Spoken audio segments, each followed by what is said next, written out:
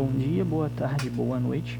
Eu não sei em qual horário vocês vão estar assistindo esse vídeo, mas eu estou aqui a pedido da professora Mayara para gravar esse momento de resolução das atividades que ela postou para vocês no Google Sala de Aula. Que tem o nome de atividade 1, que envolve exercícios de introdução à probabilidade e também de medida de tendência central. Nessa primeira parte, eu vou estar resolvendo com vocês os exercícios de introdução à probabilidade. Então, vamos começar. No exercício 1, nós temos algumas informações sobre Judá e sua caixa de ferramentas, e existe a seguinte pergunta: tirando aleatoriamente um parafuso de sua caixa, qual a probabilidade desse parafuso ser do tipo 3? Inicialmente, a gente precisa saber quantos parafusos Judá tem ao todo em sua caixa. Como que a gente faz isso? Para isso, a gente tem que somar as quantidades dos parafusos do tipo 1, 2, 3, 4 e 5. Que são, respectivamente, 20, 20, 15, 5, 20, 20, 15, 5 e 17, né? Isso aí. Quando a gente soma isso, a gente obtém um total de 77 parafusos. Depois disso, a gente tem que identificar quantos são os parafusos do tipo 3, né? Que são exatamente 15 parafusos. Agora, com essas duas informações, a gente tem o evento, que são a quantidade de parafusos do tipo 3, e o espaço amostral, que é a quantidade total de parafusos. A gente pode calcular a probabilidade por meio da razão entre o evento e o espaço amostral, que fica da seguinte maneira: evento dividido por espaço amostral é igual a 15 dividido por 77. O que isso significa? Que a probabilidade de retirar um parafuso do tipo 3 é de 15 em 77 possíveis retiradas. A gente consegue transformar isso para porcentagem, que é dividir o 15 por 77 e depois multiplicar seu resultado por 100, que dá aproximadamente 19,48%. Né? Então essa foi a questão 1. A próxima é a questão 2, que ela nos traz o seguinte indagamento: qual a probabilidade do funcionário obter 2 peças defeituosas? E o problema nos diz que um funcionário encaminhou 12 peças de um produto para um especialista para ele verificar defeitos. Ele encontrou 4 peças defeituosas. Um detalhe importante: a probabilidade de esse funcionário obter 2 peças defeituosas tem um detalhe aqui, que ele vai retirar os produtos da caixa, só que ele vai retirar e depois vai repor. Como assim? Tem uma caixa com 12, ele vai retirar uma peça, vai olhar, vai devolver a peça para a caixa. E quando ele fizer a segunda retirada, a caixa vai ter 12 peças de novo. Pode acontecer dele retirar a mesma peça novamente, mas não é esse o questionamento que o exercício está fazendo. Então, a primeira coisa que a gente tem que fazer é identificar o que a gente tem. 12 peças são espaço amostral e 4 peças defeituosas, o evento. O funcionário vai retirar 2 peças fazendo reposição. Como eu já comentei, ele vai tirar a primeira, vai analisar, depois vai colocar novamente na caixa e vai retirar uma segunda peça. Obrigatoriamente, ele tem que retirar essas 2 peças. Como ele tem que retirar, a gente vai usar o princípio multiplicativo, que é o E. Ou seja, a gente vai pegar a probabilidade da primeira peça e vai multiplicar com a probabilidade da segunda peça. Então, desse modo, a gente tem a seguinte resolução: a probabilidade dele tirar a primeira peça, uma peça defeituosa, é de 4 sobre 12. Tem 4 peças defeituosas, 12 no total, então ele tem 4 sobre 12 chances de retirar essa peça. A segunda peça, como ele vai repor, é 4 sobre 12 de novo. Observação que essa fração 4 sobre 12 avos, eu poderia ter simplificado, mas optei por não simplificar. Quando a gente realiza essa multiplicação de frações, lembrando que na multiplicação de frações a gente multiplica numerador com numerador e denominador com denominador, a gente encontra 16 sobre 144, que é 4 vezes 4 dividido por 12 vezes 12. Então, a probabilidade desse funcionário obter 2 peças defeituosas é de exatamente 16 em 144 chances. Se a gente quiser transformar para porcentagem, basta dividir 16 por 144 e multiplicar o seu resultado por 100, o que vai dar aproximadamente 11,11%. Feito isso, a gente avança para a questão 3, que ela vem nos perguntar qual a probabilidade de sair a soma 6 no lançamento de 2 dados. Aqui, antes de mais nada, a gente tem que listar todas as possíveis possibilidades de resultado no lançamento de um dado. Como assim? Eu vou lançar o primeiro dado, digamos que ele saia 1. Quando eu lançar o segundo dado, pode sair 2, 3, 4, 5 ou 6. Então, além do 1, que eu esqueci dele. Então, a gente tem só para o número 1, a gente já tem 6 possibilidades. Agora, a gente tem que fazer isso para todos os números. E como que a gente faz isso? A gente lista por meio de uma tabela, que fica mais fácil de entender. Então, aqui, ó, a gente tem, nessa parte aqui, a gente lança o primeiro dado e sai 1. Quando a gente lançar o segundo dado, pode sair 1, 2, 3, 4, 5 ou 6. Então, nós temos 6 possibilidades aqui. Quando a gente lançar o primeiro dado e sair 2, o segundo também pode sair 1, 2, 3, 4, 5 ou 6. Temos mais 6 possibilidades. Quando a gente lança o primeiro dado e sai 3, quando a gente lançar o segundo dado, podem sair 1, 2, 3, 4, 5, 6. Mais 6 possibilidades. E assim sucessivamente. Então, quando a gente termina essa listagem, a gente tem um total de 36 possibilidades de resultados nos lançamentos de dados. Feito isso, a gente tem que olhar e ver qual é a probabilidade de sair a soma 6 no lançamento dos 2 dados. Quando a gente analisa a tabela, a gente constata que existem 5 possibilidades da soma dos dados serem 6, que são elas: dado 1 saindo 1 e o dado 2 saindo 5, dado 1 saindo 2 e o dado 2 saindo 4, dado 1 e dado 2 saírem 3, dado 1 sair 4 e dado 2 sair 2, dado 1 sair 5 e dado 2 sair 1. Então essas são as possibilidades. Agora a gente tem que calcular a probabilidade. A gente já sabe que o espaço amostral é 36, porque são as 36 possibilidades, e sabemos agora que os eventos são 6. Então, a gente divide o evento pelo espaço amostral, 5 sobre 36 possibilidades. Se quisermos saber a porcentagem disso, basta dividir 5 por 36 e o resultado multiplicarmos por 100, o que vai nos dar aproximadamente 13,89% de chances. Feito isso, a gente avança para a próxima questão, que é a questão 4, que ela vem nos perguntar: se retirarmos uma bola ao acaso, qual a probabilidade de sair uma bola amarela? Sendo que nós já temos a informação que existem 9 bolas pretas, 5 bolas amarelas e 3 bolas vermelhas. Primeira coisa que a gente tem que saber é o espaço amostral, que é basicamente a gente somar a quantidade de bolas de cada cor. Então a gente tem 9 pretas, mais 5 amarelas, mais 6 vermelhas. Temos um total de 17 bolas. Temos que identificar também a quantidade de bolas amarelas que nós temos, que vai ser o nosso evento. Nós temos exatamente 5 bolas amarelas, como enunciado nos diz. Para descobrir essa probabilidade, basta dividir o espaço amostral pelo evento.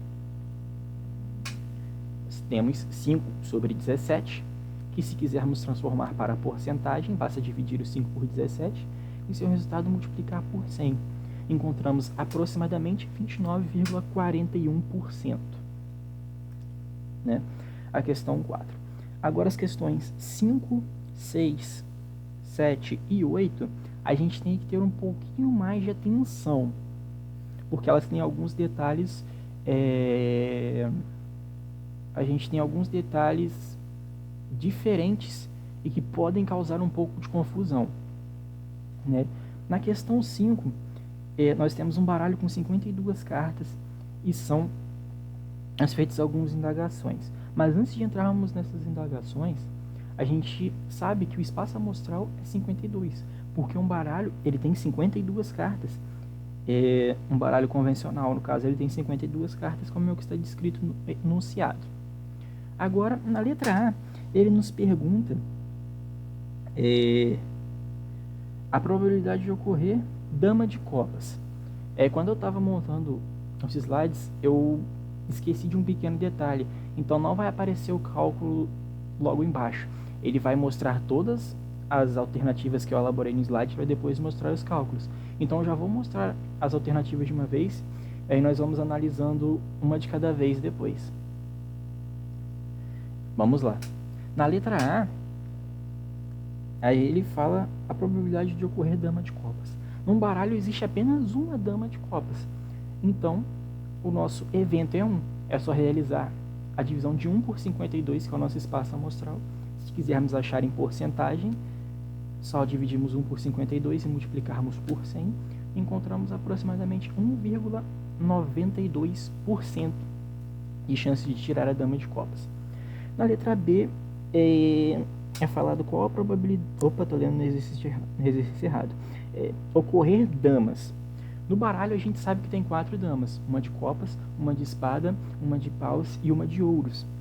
Então tem 4 damas, um total de 52 cartas. Então nosso evento é 4, espaço amostral 52. Basta dividirmos 4 por 52. Simplificando, a gente tem 1 dividido por 13. 13avos. Se a gente quiser descobrir a quantidade em porcentagem, basta dividirmos o 1 pelo 13 e multiplicarmos depois por 100. Encontramos aproximadamente 7,69% de chance. A letra C, ela nos pergunta a probabilidade de ocorrer carta de naipe paus. Cada naipe do baralho ele é composto por 13 cartas. Então são 13 cartas de copas, 13 de ouros, 13 de espadas e 13 de paus. São 13 cartas do naipe de paus, então nosso evento é 13 e o espaço amostral é 52. Então nós temos a razão 13 sobre 52, simplificando 1/4. Se a gente quiser encontrar essa porcentagem, basta dividir 1 por 4 e multiplicar seu resultado por 100. Aqui nós temos exatamente 25% de possibilidade de acontecer este evento. De probabilidade, desculpa, de acontecer esse evento. A próxima alternativa é a letra D e a letra E. Então vamos analisar a letra D. Ela nos pergunta a probabilidade de ocorrer dama ou rei ou valete. Devemos nos atentar para o conectivo ou, que na matemática da ideia de soma, de princípio aditivo. A gente sabe que tem 4 reis, um de cada naipe, 4 damas, uma de cada naipe, e 4 valetes, um de cada naipe. Só que a probabilidade é de tirar ou rei, ou dama, ou valete. Então, se eu tirar qualquer um desses, eu vou atender a minha probabilidade. Então, a gente tem a probabilidade de sair 4 reis é 4 sobre 52. 4 reis. A probabilidade de tirar um rei é 4 sobre 52. A probabilidade de tirar uma dama é 4 sobre 52. E a probabilidade de tirar um valete é de 4 sobre 52. Aqui nós temos somas de frações. Como os denominadores são iguais, nós repetimos o denominador e somamos os numeradores. Atingimos a fração 12 sobre 52, que podemos simplificar para 6 sobre 26 avos. Se quisermos saber a porcentagem, basta dividirmos 6 por 26 e depois multiplicarmos esse resultado por 100 e temos aproximadamente 23,08% de probabilidade disso ocorrer. E agora, a letra E, ela nos indaga a probabilidade de ocorrer uma carta que não é um rei. Bom, a gente sabe que tem 4 reis no baralho. Então, as cartas que não são reis são exatamente 52 menos 4. 48 cartas, que vai ser o nosso evento. Então, a gente divide 48 por 52. Simplificamos para 24 sobre 26 avos. Dá para simplificar mais uma vez? Sim, mas com 24 sobre 26 já é um número bom para fazer a conta manual. Então a gente divide, para achar a porcentagem no caso. Então a gente divide 24 por 26 e multiplica o resultado por 100%. encontramos aproximadamente 92,31% de chances desse evento acontecer. Então, a diferença das 5 para os exercícios anteriores é que ela pede muitas coisas que numa lida rápida a gente pode confundir. Por exemplo, os conectivos OU que apareceram aqui e o conectivo E que apareceu indiretamente no exercício 3. Mas mais para frente, o conectivo E vai aparecer de maneira direta. Agora nós vamos trabalhar a questão 6, que 2 dados, um verde e um vermelho, são lançados e observados os números das faces de cima. Então, novamente a gente tem que montar aquela tabela, porque nós vamos jogar 2 dados ao mesmo tempo. Olha o conectivo E de novo. Eu vou jogar o dado verde e o dado vermelho. Então, nós temos a seguinte tabela de possibilidades, a mesma daquela que nós vimos anteriormente, a mesma tabela. Agora, a gente vai fazer o exercício analisando a tabela para termos os nossos espaços amostrais, a nossa espaço amostral e os nossos eventos. Lembrando que o espaço amostral a tabela já nos dá, que são 36 possibilidades. Então, agora a gente vai trabalhar nas alternativas. A alternativa A nos questiona qual a probabilidade de ocorrerem números iguais. Analisando aquela tabela de antes, a gente vê que existem 6 possibilidades. O 1, 2, 2, 3, 3, 4, 4, 5, 5 e 6, 6. Então, 6 é o nosso evento. Logo, a gente faz aquela razão, espaço amostral sobre evento. Novamente, durante todo o slide vai acontecer isso, porque eu esqueci deste detalhe.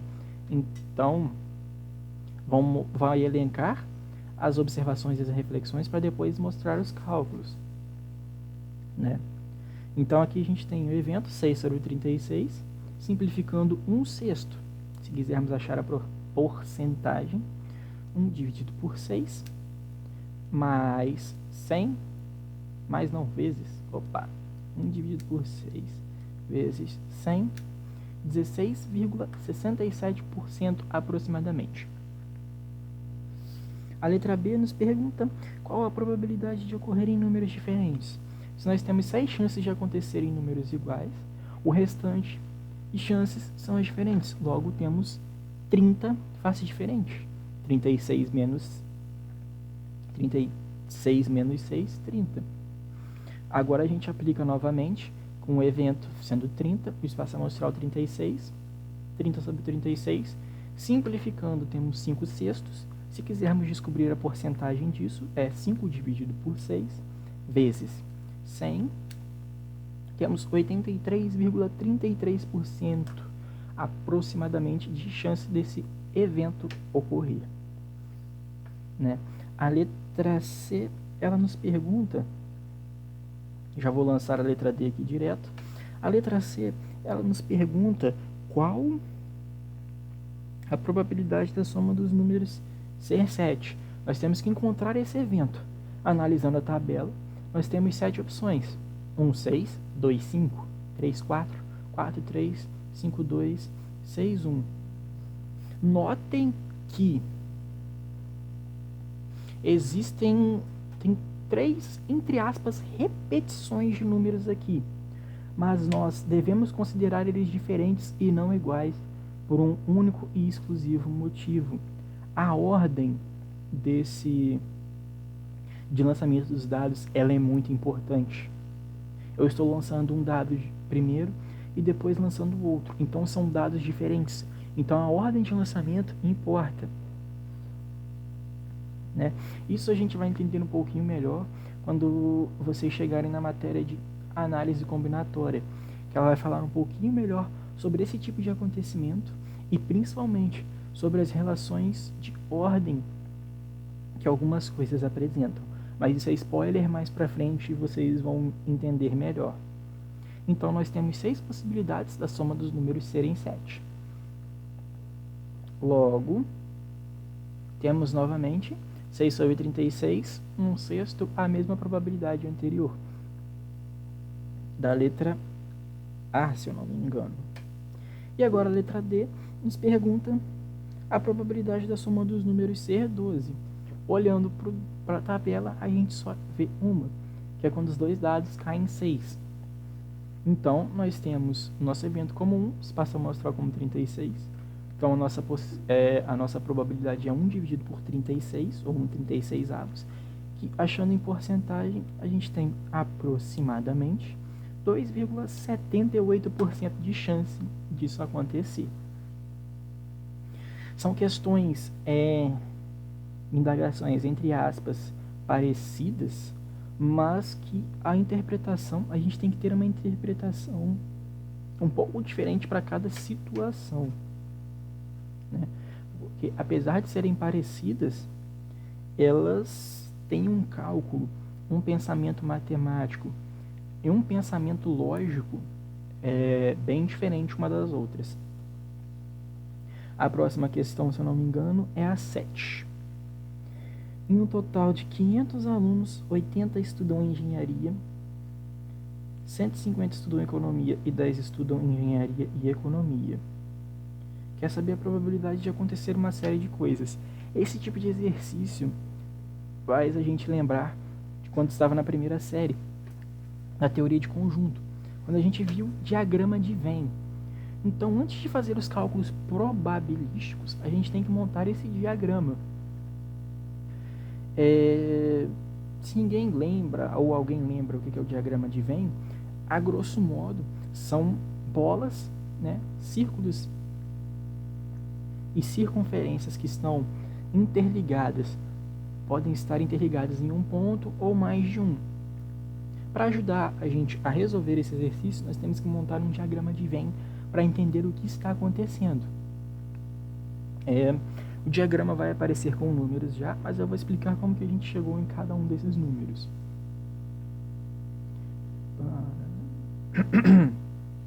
Opa, passei demais. Então aqui a gente tem o diagrama de Venn. No centro ali nós temos o número 10, por quê?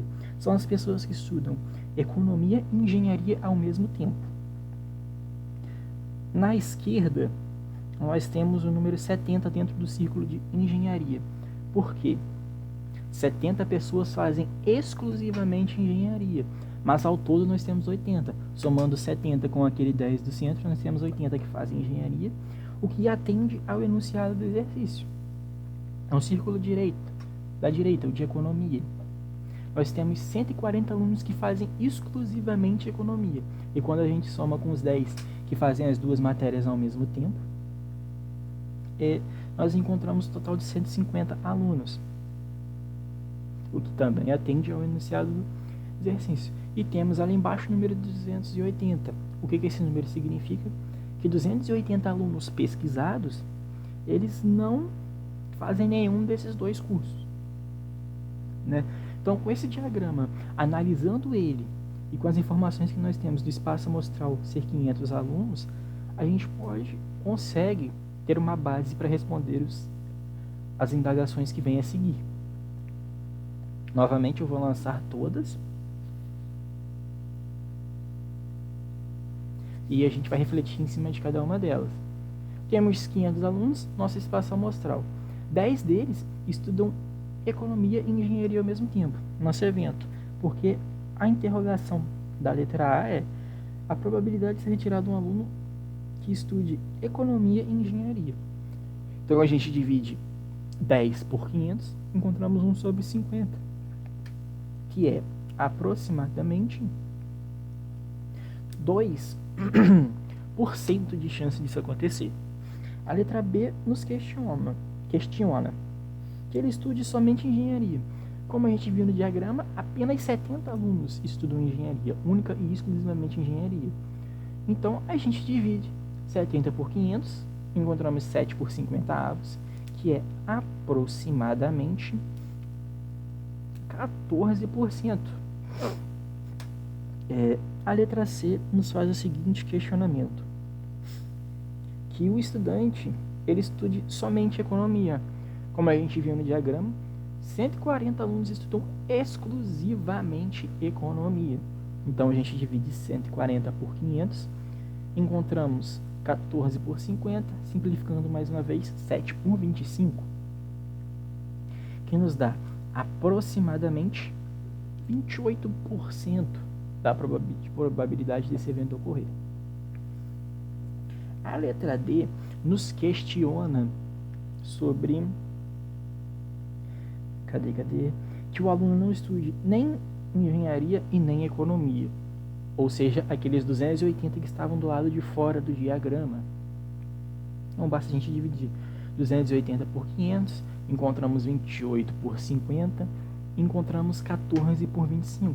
Todas frações equivalentes, frações que representam o mesmo número no final, vão representar o mesmo número. Para a gente saber a porcentagem, dividimos 14 por 25 e multiplicamos seu resultado por 6, encontrando aproximadamente 56%. Vamos para as próximas. Falta a letra E, que é a última, no caso. A letra E nos indaga que ele estude engenharia ou economia. Nós temos que prestar muita atenção nesse conectivo ou, que nos remete à ideia de soma. Então, ele não pode estudar as duas ao mesmo tempo, ele tem que estudar uma ou a outra, o que nos leva àquela situação do 7 sobre 50, que são daqueles que estudam apenas engenharia, e do 7 sobre 25, que são os que estudam apenas economia. Então, a gente pode trabalhar de dois jeitos para resolver isso. Os denominadores são diferentes. Nós podemos usar a fração equivalente na fração 7 por 25, que foi como eu fiz. Multipliquei em cima e embaixo, numerador e denominador, por 2, para encontrar 14 por 50. Como assim? Está vendo aqui, 7 sobre 25, onde eu estou circulando. Se eu multiplicar 7 por 2, eu encontro 14. Se eu multiplicar 25 por 2, eu encontro 50. Mas por que eu fiz isso? Para ter os mesmos denominadores, repetir o denominador e somar os numeradores. 14 mais 7, 21. Então nós temos 21 sobre 50. Um outro jeito de resolver essa soma aqui seria tirando o MMC de 50 e 25. É um outro caminho para ser resolvido.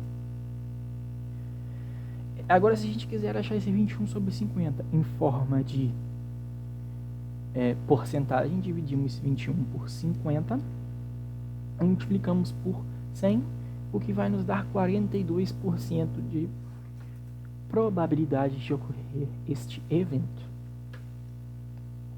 Temos mais uma questão desse primeiro módulo de introdução à probabilidade, a questão 8, e vem tratar de sangue. Ela pode ser resolvida por diagrama de Venn também, mas a gente consegue resolvê-la de uma maneira muito mais rápida por lógica matemática, que foi a maneira que eu resolvi, por pensamento lógico. Ele nos fala que tem 200 pacientes, 160 tem fator RH positivo, 100 tem sangue do tipo O e 80 tem fator RH positivo e sangue do tipo O. Fator RH positivo não é nenhuma doença. Só um esclarecimento rápido.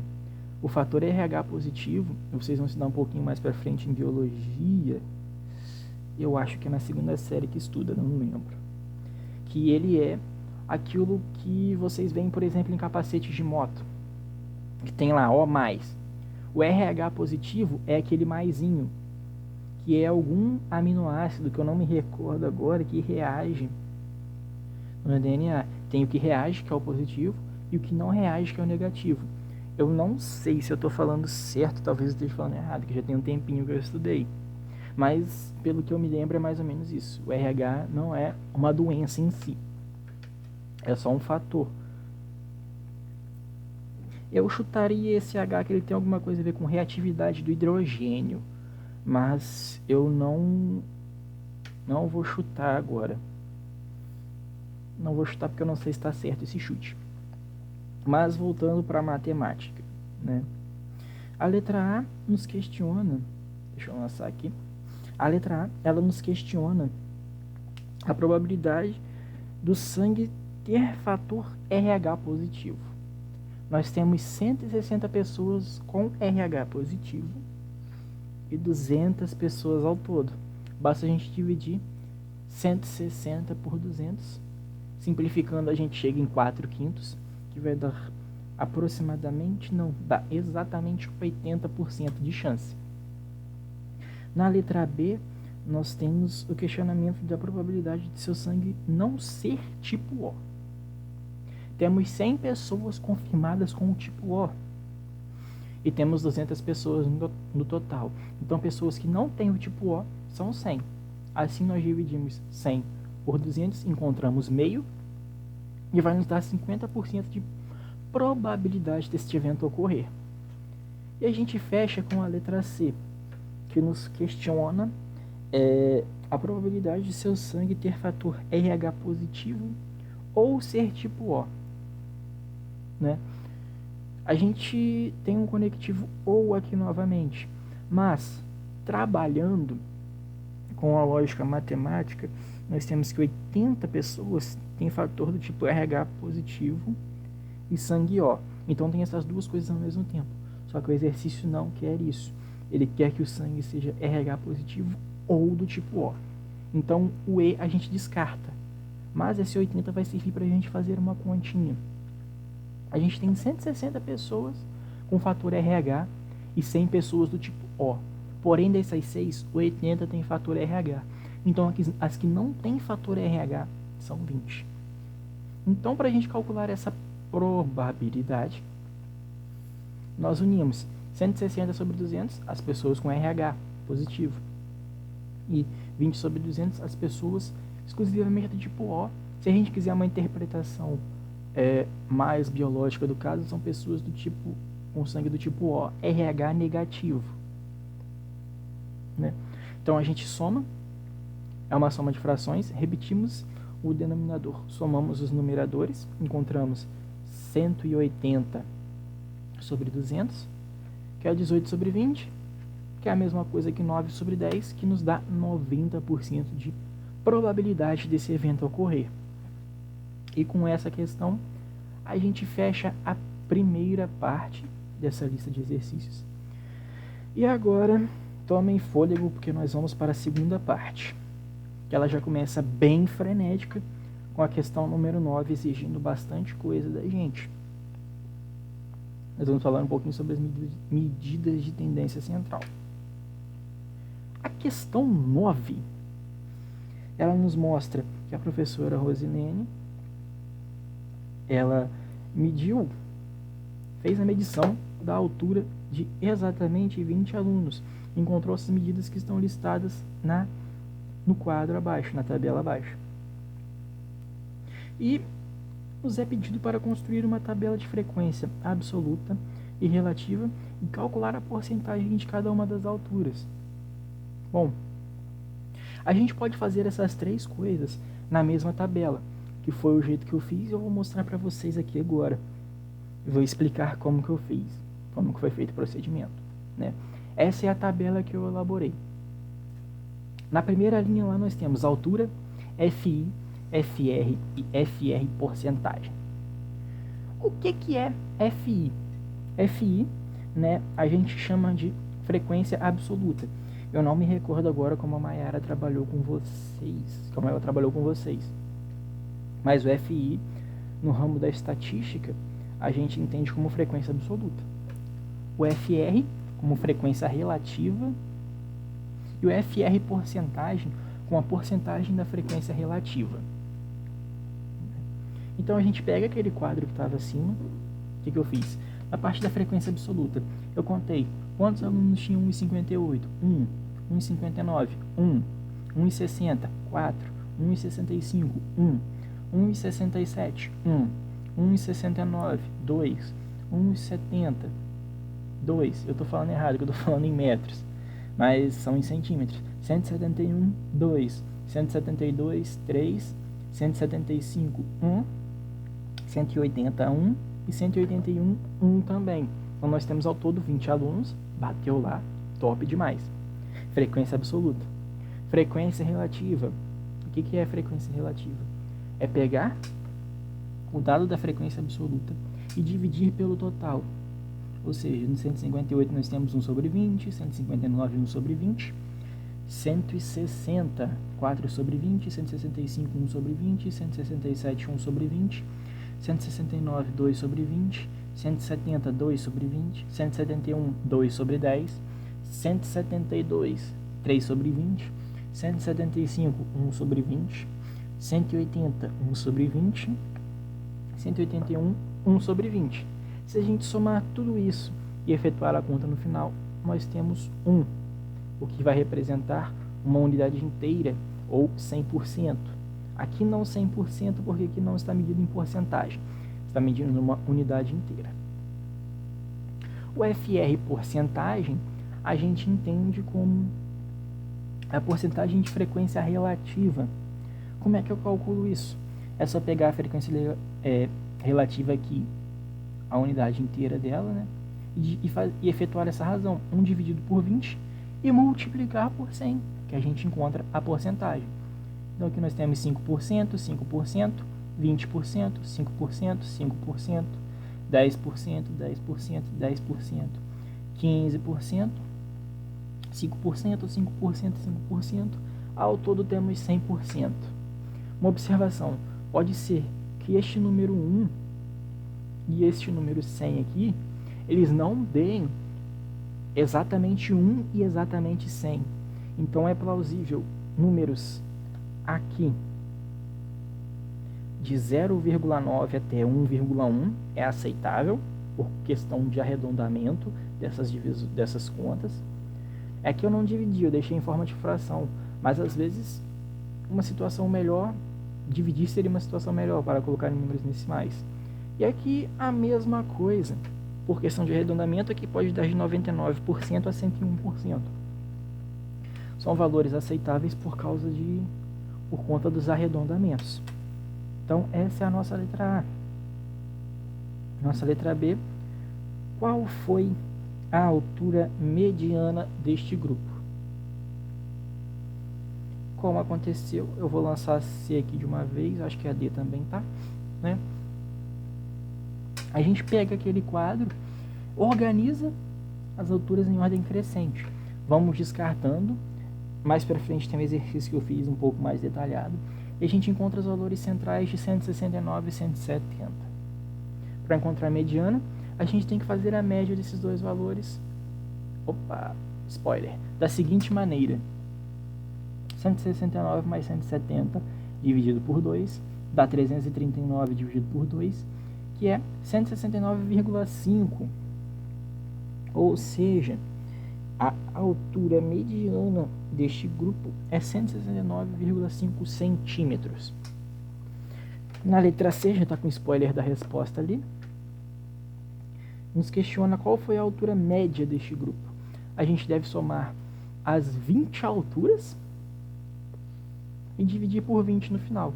E a gente encontra 3.361 dividido por 20, que é 168,05 centímetros, que é a altura média.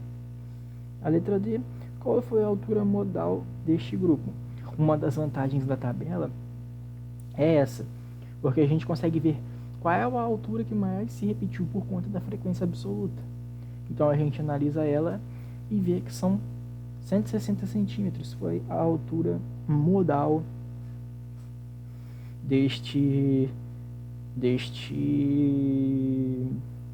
desta amostra.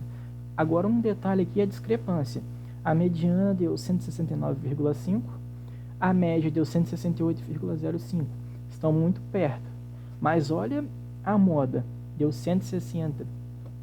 Então, se nós estivéssemos fazendo um levantamento estatístico, um valor que não auxiliaria muito a gente seria o valor modal. Nós poderíamos usar o valor médio e o valor mediano de uma forma mais tranquila, mas o modal não representaria a essência daquilo que nós estávamos vendo. Não apresentaria a essência, porque está muito discrepante. Mas isso também vocês vão entender um pouco melhor quando chegar na parte de estatística mesmo, na terceira série. Agora é a letra E. Então já vou lançar elas aqui de uma vez. Opa, vamos lá. Letra E nos questiona quantos alunos possuem altura superior à média. A gente já sabe que a altura média é 168,05. É só olhar na tabela a quantidade de alunos que tem uma altura maior que essa, que são 12 alunos. Letra F nos questiona qual o percentual de alturas acima de 170 centímetros. Como a gente também já tem a tabela, a gente olha quantos alunos tem acima de 170 centímetros. 40%, olhando a frequência, somando as frequências relativas em porcentagem. A gente faz isso. A letra G nos questiona qual é o percentual de alturas abaixo de 165 centímetros. A gente vai na tabela, olha 165 e soma todas as frequências, as porcentagens de frequências relativas, né, inferiores a 165, que dá 30%. E na letra H, nos questiona quantos alunos possuem altura inferior à altura média, ou seja, alunos com altura inferior a 168, opa, aqui tem um erro, aqui não é 168,5 não, é 168,05, né? Corrijam para mim, fazendo favor, aqui é 168,05, igual tá aqui em cima, 168,05. Então nós temos exatamente 8 alunos com altura inferior à altura média. Olha como essa questão exigiu bastante interpretação da gente, né? A próxima questão, que é a 10, nós já temos uma tabela, então basta nós interpretarmos essa tabela, né? A tabela que tem o número de jogadores e a idade deles em ano. E pergunta, qual a média das idades dos jogadores? Né? Deixa eu só lançar tudo aqui de uma vez. Nós devemos multiplicar o número de jogadores por suas respectivas idades, somar esses resultados e dividir pelo total de jogadores. Como assim, cara? Nós temos 2 jogadores com 18 anos. Então nós teríamos que fazer 18 mais 18. Só que nós podemos fazer direto 2 vezes 18, que vai dar a mesma coisa. 18 mais 18, 36. 2 vezes 18, 36. Então nós fazemos 2 vezes 18 mais 4 vezes 22 mais 2 vezes 24 mais 3 vezes 27. Encontramos 253. Pegamos isso, dividimos por 11, que é a soma total de jogadores, que é 2 mais 4 mais 2, 8, mais 3, 11. Encontramos a média de idades de 23 anos. A letra B nos pergunta qual a mediana da idade dos jogadores. Para fazer a mediana, nós temos que organizar de maneira crescente, igual eu fiz aqui. 2 jogadores com 18, 4 jogadores com 22, 2 jogadores com 24 e 3 jogadores com 27. E aí a gente vai descartando os valores para achar o valor central. Como assim descartando os valores? O primeiro 18 a gente consegue cancelar com o primeiro 27. Aqui, ó, cancelamos este com esse, depois cancelamos o segundo 18 com o segundo 27. Cancelamos o primeiro 22 com o terceiro 27, o segundo 22 com o primeiro 24, o terceiro 22 com o primeiro 24, e a gente encontra o 22 no centro. Então a gente sabe que o termo mediano dessa sequência é 22 anos. Por fim, nos pede a moda da idade. Olhando a tabela, a gente vê que a moda é 22, porque nós temos 4 jogadores com 22, que são a maior idade representada. Se olharmos na organização que fizemos na mediana, conseguimos ver 4 jogadores com 22 anos, enquanto com 18 temos 2, com 24, 2 e com 27, 3. Questão 11. Ele nos dá um quadro, né, com as velocidades acima do radar de 16 carros, né, 16 infratores que passaram com excesso de velocidade, e nos pergunta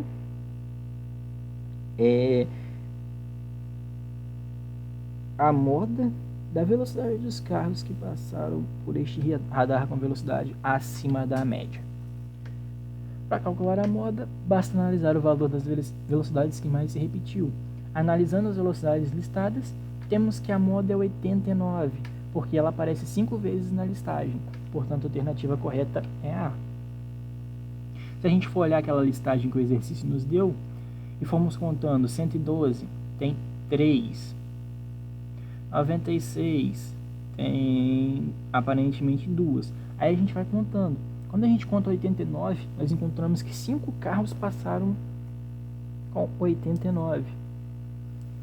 Então aqui, ó, 112 foram 3, 96 foram 2, 104 foram 1, 93 foram 3 e 89 foram 5. Então a maior quantidade de carros foi a que tinha a velocidade de 89. Por isso é o valor modal. Questão 12 agora, penúltima.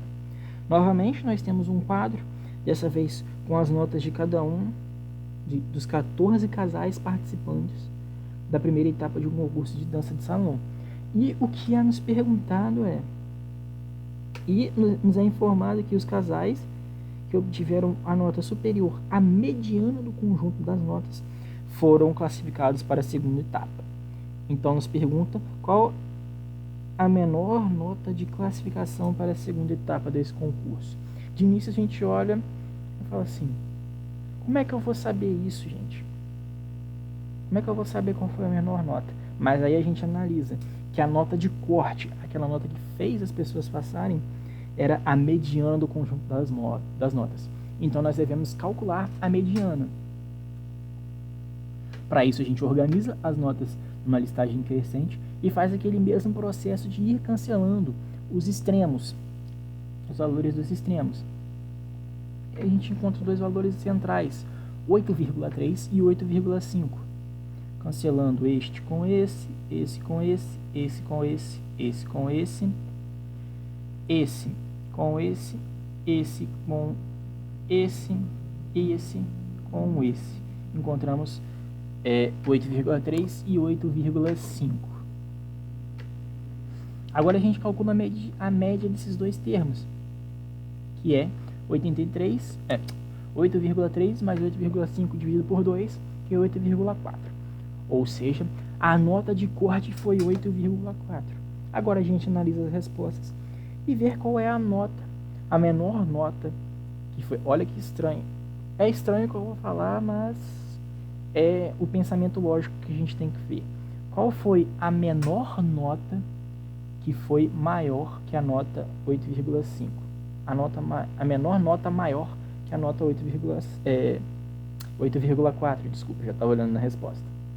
Então a gente olha as alternativas e vê que a menor nota maior que a nota de corte foi 8,5.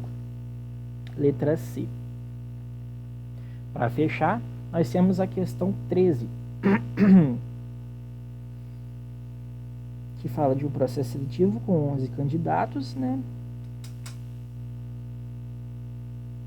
Eles foram divididos em grupo, e em um grupo ficariam aqueles cuja idade era menor ou igual à mediana, e no outro grupo as idades maiores que a mediana. Aí ele nos fala que tinham 4 candidatos com 20 anos, 2 com 22, e os demais, um tinha 23, um 24, um 25, um 27 e um 30. E nos pede a idade considerada para fazer a divisão dos candidatos, ou seja, a mediana. Então nós devemos organizar as idades novamente na forma de uma sequência crescente. Então nós temos essa sequência. Vamos fazer aquele mesmo esquema de cancelar. Cancelamos esse 20 com esse 30, esse 20 com esse 27, esse 20 com esse 25, esse 20 com esse 24, esse 22 com esse 23, e nos resta o elemento central, que é 22. Então, a mediana é o termo central da sequência, que é 22. Logo, a alternativa correta é a letra D. 22 anos. E assim, a gente finaliza esse vídeo. Provavelmente, eu falei muito rápido, né? Algumas partes eu falei muito rápido, outras eu falei um pouco mais devagar. Mas é porque é a primeira vez que eu faço esse estilo de vídeo. Eu já fiz outros estilos de vídeos, mas fazendo correções comentadas de exercícios é a primeira vez que eu faço. Então eu prometo que, se for solicitado para fazer novamente, eu vou fazer com um pouco mais de calma. Muito obrigado, galera, e bom estudo para todos vocês.